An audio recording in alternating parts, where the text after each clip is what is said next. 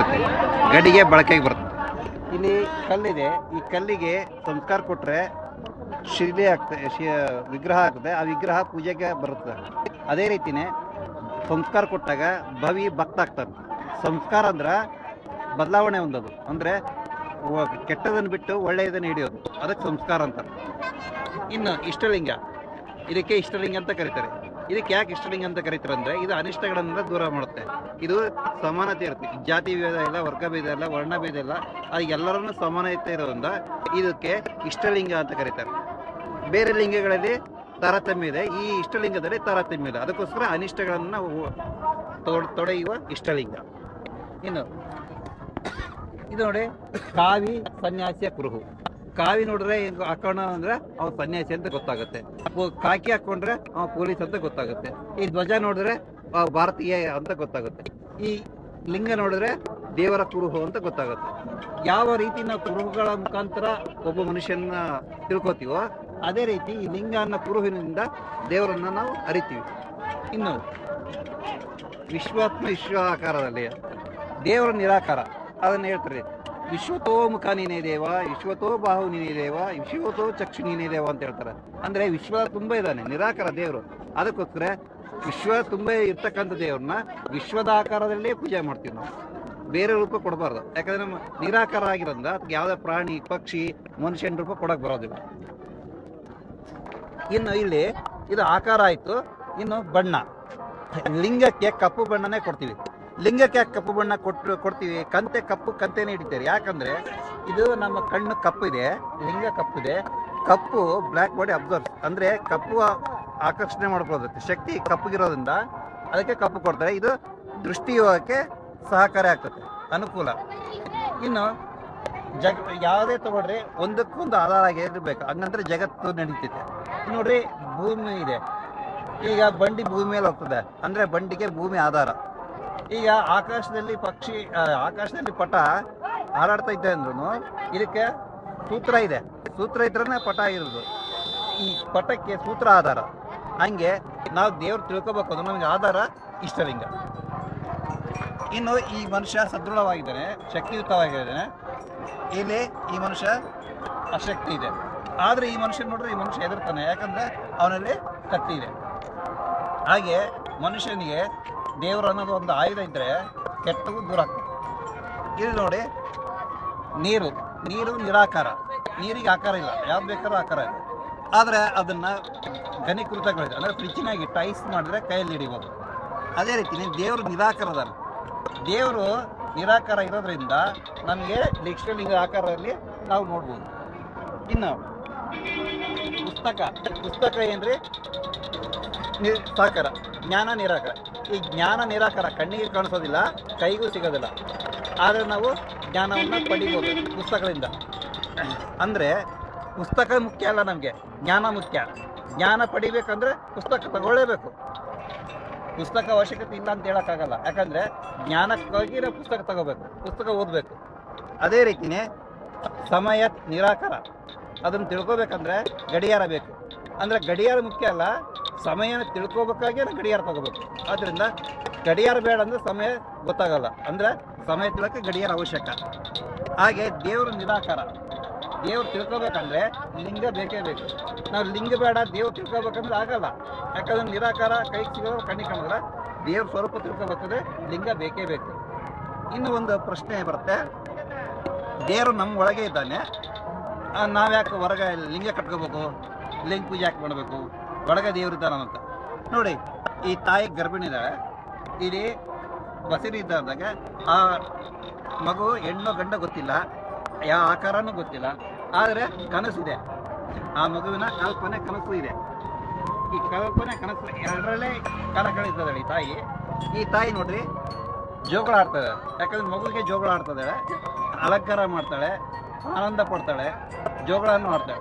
ಈ ಮಗುವಿಗೆ ಜೋಗಳ ಆಡಕ್ಕೆ ಬರುತ್ತೆ, ಆದರೆ ಹೊಟ್ಟೆಯಲ್ಲಿರೋ ಮಗುವಿಗೆ ಜೋಗಳ ಆಡಕ್ಕೆ ಬರಲ್ಲ. ಆದರೆ ಹಂಗೆ ಇಲ್ಲಿ ನಮ್ಮ ಒಳಗಡೆ ದೇವರು ಇದೇನ ಅಂದರೆ ಅದು ಕಲ್ಪನೆ, ಕನಸು.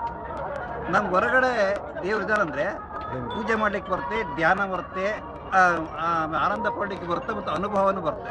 ಈ ತಾಯಿ ಹೆಂಗೆ ಆನಂದ ಮತ್ತು ಅನುಭವವನ್ನು ಪಡಿತಾಳೋ, ತಾಯಿ ತನದ ಅನುಭವ, ಹಾಗೆ ನಾವು ಆನಂದದ ಜೊತೆಗೆ ನಮಗೆ ಅನುಭವವನ್ನು ಆಗ್ತವೆ. ಅದಕ್ಕೋಸ್ಕರ ದೇವರು ಹೊರಗಡೆನೂ ಬೇಕು, ಕುರು ಹಾಗೆ ಆದರೂ ಬೇಕು. ಈ ಆನೆ ಇಷ್ಟು ದೊಡ್ಡದಿದೆ, ಇಷ್ಟು ಸಣ್ಣ ಕನ್ನಡಿಯಲ್ಲಿ ನೋಡ್ಬೋದು. ಇಷ್ಟು ದೊಡ್ಡ ಆನೆಯನ್ನು ಇಷ್ಟು ಸಣ್ಣ ಕನ್ನಡಿಯಲ್ಲಿ ನೋಡ್ಬೋದು. ಹಾಗೆ ಇಷ್ಟು ಜನರನ್ನು, ಒಂದು ಫ್ಯಾಮಿಲಿಯನ್ನು ಒಂದು ಫೋಟೋದಾಗಿ ತೆಗಿಬೋದು ಸಣ್ಣ ಕ್ಯಾಮ್ರಾದಲ್ಲಿ. ಹಾಗೆ ವಿಶ್ವದಲ್ಲಿ ತುಂಬಿರ್ತಕ್ಕಂಥ ದೇವ್ರನ್ನ ನಮ್ಮ ಹೃದಯದಲ್ಲಿ ಹಿಡಿದು ಹೇಗೆ ಹಿಡಿಬೋದು? ಕರಿಯು ಕನ್ನಡಿಯೊಳು ಅಡಗಿದಂತೆ. ಕರಿಯು ಕನ್ನಡಿಯೊಳು ಅಡಗಿದಂತೆ ಅಂದರೆ ಆನೆ ಈ ಕನ್ನಡ ಹೆಂಗೆ ಕಾಣುತ್ತೋ ದೇವರು ನಮ್ಮ ಹೃದಯದಲ್ಲಿ ಕಾಣ್ತಾರೆ. ಇನ್ನು ಇಲ್ಲಿ ಇಷ್ಟಲಿಂಗ ಪೂಜೆ ಕುಂದಿರ್ಬೇಕಾದ್ರೆ ಈ ಥರ ಕೂಡಬೇಕು. ಮತ್ತು ಇದು ಕಣ್ಣಿದೆ, ಕಣ್ಣಿಗೆ ನೇರವಾಗಿ ಲಿಂಗ ಇಡಬೇಕು. ಆಮೇಲೆ ಕತ್ಲಿರಬೇಕು ಪೂಜಾ ಕೋಣೆ. ಈ ಎಡಭುಜ ಇದೆಯಲ್ಲ, ಎಡಭುಜ ಹಿಂದ್ಗಡೆ ಕಿವಿ ಎತ್ತರದಲ್ಲಿ ದೀಪ ಇಡಬೇಕು. ಆ ದೀಪ ನಮ್ಮ ಲಿಂಗದಲ್ಲಿ ಕಾಣಬೇಕು. ಆ ಲಿಂಗದಲ್ಲಿ ಕಂಡಾಗ ನಾವು ಆ ದೀಪನೇ ನೋಡ್ತಾ ಇರಬೇಕು. ದೀಪ ನೋಡ್ತಾ ಇದ್ದಾಗೆ ನಮ್ಮ ಕಣ್ಣಲ್ಲಿ ನೀರು ಹರಿಲಿಕ್ಕೆ ಶುರು ಮಾಡ್ತಾರೆ. ಅಲ್ಲಿವರೆಗೆ ನಾವು ನೋಡಬೇಕು. ನೋಡಿ, ದೀಪ ನೋಡ್ತಾ ಇದ್ರೆ ಏನಾಗ್ತಾ ಇಲ್ಲ ಅಂದರೆ ಮನಸ್ಸು ಏಕಾಗ್ರತೆ ಬರುತ್ತೆ. ಮನಸ್ಸು ಏಕಾಗ್ರತೆ ಬರ್ಬೇಕಾದ್ರೆ ಒಂದು ಪಕ್ಷಿ ಹಾರ್ತದಂದ್ರೆ ರೆಕ್ಕೆ ಮುಖ್ಯ. ಆ ರೆಕ್ಕೆ ಕಟ್ ಮಾಡಿದ್ರೆ ಪಕ್ಷಿ ಹಾರಲ್ಲ. ಹಾಗೆ ಮನಸ್ಸು ನಿಲ್ಬೇಕಂದ್ರೆ ಫಸ್ಟ್ ಕಣ್ಣು ನಿಲ್ಲಬೇಕು. ಕಣ್ಣು ನಿಲ್ಲಿದ್ರೆ ಉಸಿರು ನಿಲ್ಲುತ್ತೆ, ಉಸಿರು ನಿಂತಾಗ ಮನಸ್ಸು ನಿಲ್ಲುತ್ತೆ. ಆದ್ದರಿಂದ ಮನಸ್ಸಿಗೆ 2 ರೆಕ್ಕೆಗಳು ಯಾವ ಅಂದರೆ ಕಣ್ಣುಗಳು. ಆದ್ದರಿಂದ ಈ ಕಣ್ಣುಗಳನ್ನು ನಿಲ್ಲಿಸಿದಾಗ ಉಸಿರು ನಿಧಾನವಾಗಿ ತನ್ನ ಸ್ಥಾನ ನಿಲ್ಲುತ್ತೆ, ಮನಸ್ಸು ಸಹ ನಿಲ್ಲುತ್ತೆ. ಆಮೇಲೆ ಏಕಾಗ್ರತೆ ಸಿಗುತ್ತೆ. ಇಲ್ಲಿ ಇದು ಬ್ರಹ್ಮಾಂಡದಲ್ಲಿ ಪಿಂಡಾಣ. ಬ್ರಹ್ಮಾಂಡದಲ್ಲಿ ಪಿಂಡಾಣ ಅಂದರೆ ಜೀವ ಮತ್ತು ಶಿವ. ಶಿವನಲ್ಲಿ ಜೀವ ಇರೋದು. ಶಿವ ಬೇರೆ ಅಲ್ಲ, ಜೀವ ಬೇರೆ ಅಲ್ಲ ಅದ್ರದ್ದು. ಮತ್ತು ಇಲ್ಲಿ ಇದು ಇಷ್ಟಂಗ ಅಹಂಗ್ರೋಪಾಸನೆ ಅಂತಾರೆ.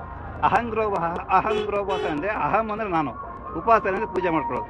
ಈ ನನ್ನನ್ನು ನಾನು ಪೂಜೆ ಮಾಡ್ಕೊಳ್ಳೋದು. ಶಿವನ ಜೊತೆ ಜೀವದ ಪೂಜೆಯನ್ನು ನಡೀತಿರುತ್ತೆ. ಅಂದರೆ ನೋಡ್ರಿ, ಯಾರನ್ನ ಕೇಳಿದ್ರೆ ಪೂಜೆ ಮಾಡ್ಕೊಂಡ ಅಂತ ಕೇಳ್ತಾರೆ, ಪೂಜೆ ಮಾಡ್ಕೊಂಡ್ರ ಅಂತ ಕೇಳ್ತಾರೆ.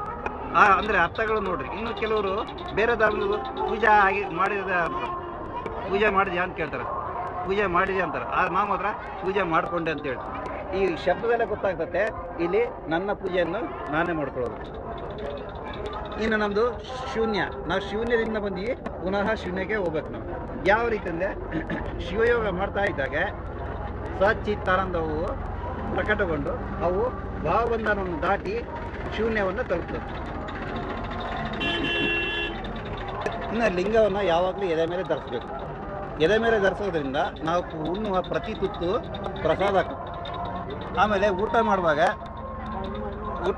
ನಾವು ಶಿವ ಅಂತಲೇ ಊಟ ಮಾಡೋದು. ಪ್ರತಿ ತುತ್ತು ಶಿವನಿಗೆ ಅರ್ಪಿತವಾಗಿ ಹೋದಾಗ ಪ್ರಸಾದ ಆಗ್ತದೆ. ಆಮೇಲೆ ನಾವು ಏಕಾಗ್ರತೆ ಇರಬೇಕು, ಸಮಾಧಾನವಾಗಿ ಊಟ ಮಾಡಬೇಕು. ಅವಸರದಲ್ಲೋ ಅದು ಉದ್ವೇಗದಲ್ಲೋ ಟಿ ವಿ ನೋಡ್ತಾನೋ ಯಾವ್ದು ಮಾಡ್ತಾನೋ ಊಟ ಮಾಡ್ಬಾರ್ದು. ಇನ್ನು ಇಲ್ಲಿ ಇದು ಕಣ್ಣು ಇದೆ, ಕಾಲಿಲ್ಲ. ಕಣ್ಣಿದೆ, ಕಾಲಿಲ್ಲ ಅಂದರೆ ಅಲ್ಲೇ ಕೂತ್ಬಿಟ್ಟಿದ್ದಾನೆ. ಹೌದಾ? ಸ್ವಲ್ಪ ಕಣ್ಣಿದೆ, ಕಾಲಿಲ್ಲ ಅಂದರೆ ಕಣ್ಣಿದೆ, ಕಾಲಿಲ್ಲ. ಅಜ್ಜಿ ಕಡಬಾಜಿ ಕಣ್ಣಿದೆ, ಕಾಲಿಲ್ಲ ಅಂದರೆ ಅರ್ಥ ಜ್ಞಾನ ಇದೆ, ಅವನು ಕಾರ್ಯ ಮಾಡ್ತಾ ಇಲ್ಲ. ಜ್ಞಾನ ಇದೆ, ಕಾರ್ಯ ಮಾಡ್ತಾ ಇಲ್ಲ ಅಂದರೆ ಕಾರ್ಯ ಮಾಡಲ್ಲ ಅಂದರೆ ಸಫಲ ಆಗೋದಲ್ಲ, ಸಾಧನೆ ಸಫಲ ಆಗಲ್ಲ. ಇನ್ನು ಇವನಿಗೆ ಕಣ್ಣಿಲ್ಲ, ಕಾಲಿದೆ ಅಂದರೆ ಇವನಿಗೆ ಅರಿವಿಲ್ಲ, ಜ್ಞಾನ ಇಲ್ಲ, ಆದರೆ ಮಾಡ್ತಾನೆ, ಏನನ್ನ ಹೇಳೋ ಮಾಡ್ತಾನೆ. ಆದರೆ ಎಲ್ಲರೂ ಹೇಳಿದ್ದು ಮಾಡೋದ್ರಿಂದ ಅವನಿಗೆ ಏನು ಗೊತ್ತಾಗೋದಿಲ್ಲ. ಇವನಿಗೆ ಅರಿವು ಮತ್ತು ಆಚಾರ, ಅರಿವು ಆಚಾರ, ಜ್ಞಾನ ಮತ್ತು ಕ್ರಿಯೆ ಎರಡೂ ಇರೋದ್ರಿಂದ ಅವನು ಸಾಧನೆ ಮಾಡ್ತಾನೆ, ಫಲ ತಗೋತಾನೆ. ಸಾಧನೆಯಲ್ಲಿ ಫಲ ತಗೋತಾನೆ.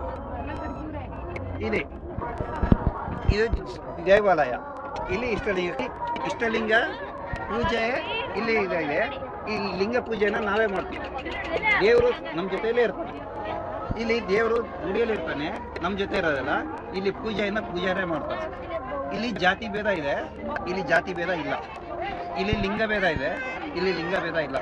ಆಮೇಲೆ ವಯಸ್ಸು ಭೇದ ಇಲ್ಲ, ಯಾವುದೇ ವಯಸ್ಸಿನವರು ಲಿಂಗ ಕಟ್ಕೋಬೋದು. ಆಮೇಲೆ ಇಲ್ಲಿ ಸಮಾನತೆ ಇದೆ, ಇಲ್ಲಿ ಅಸಮಾನತೆ ಇದೆ. ಆಮೇಲೆ ಇಲ್ಲಿ ಚಂಚಲತೆ, ನೂಕು ಗಲಾಟೆ ಇದೆ, ಇಲ್ಲಿ ಶಾಂತಿ ಇದೆ. ಇಲ್ಲಿ ಯೋಗ ಮಾಡ್ಲಿಕ್ಕೆ ಬರಲ್ಲ ಮತ್ತು ಮನಸ್ಸಿನ ಏಕಾಗ್ರತೆ ಲಭಿಸೋದಿಲ್ಲ. ಇಲ್ಲಿ ಯೋಗ ಮಾಡ್ಲಿಕ್ಕೆ ಬರುತ್ತೆ, ಮನಸ್ಸಿನ ಏಕಾಗ್ರತೆ ಬರುತ್ತೆ, ದೃಷ್ಟಿಯೋಗ ಮಾಡ್ಬೋದು. ಆದ್ದರಿಂದ ಇಷ್ಟಲಿಂಗ ಕಟ್ಟೋದ್ರಿಂದ ಅನೇಕ ಲಾಭಗಳಿದ್ದಾವೆ. ಕಟ್ಕೊಡು.